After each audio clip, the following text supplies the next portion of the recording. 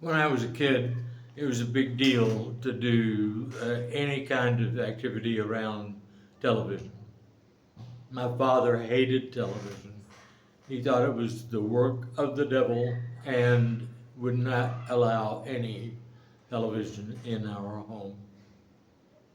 He was a smart man. I applaud his farsightedness. However, we're here. It's not only television, it's a barrage of imagery from morning to night, every day of our lives. We are inundated with images, both still and moving. But because of the nature of the medium, it doesn't really matter if the original was moving or not. It all flows now. Even still images flow as part of a bigger moving picture.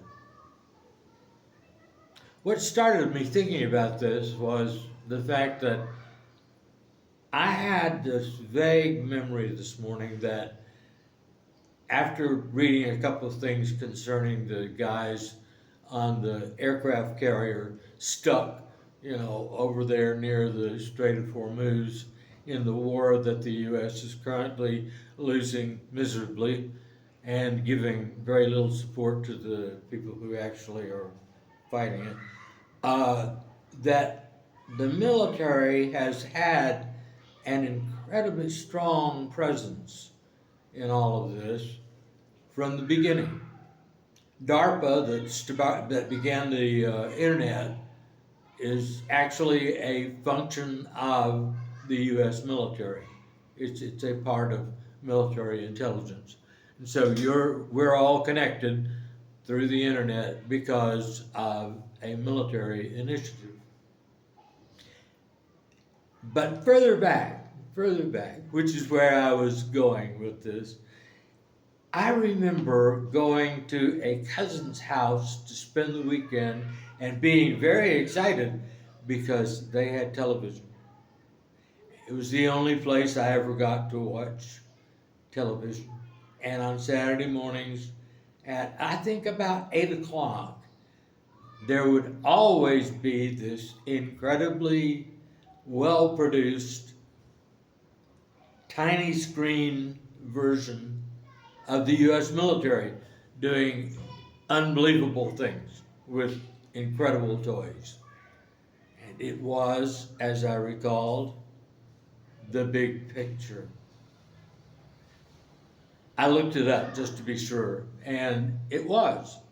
After 70 years, I somehow remembered the name of the show, The Big Picture. It was a weekly production. It was only shown on Saturdays, early in the morning and in mid afternoon, and was clearly designed as propaganda for boomer kids. It started in 1951 and it ended in 1964. Pure propaganda. It was my favorite TV show.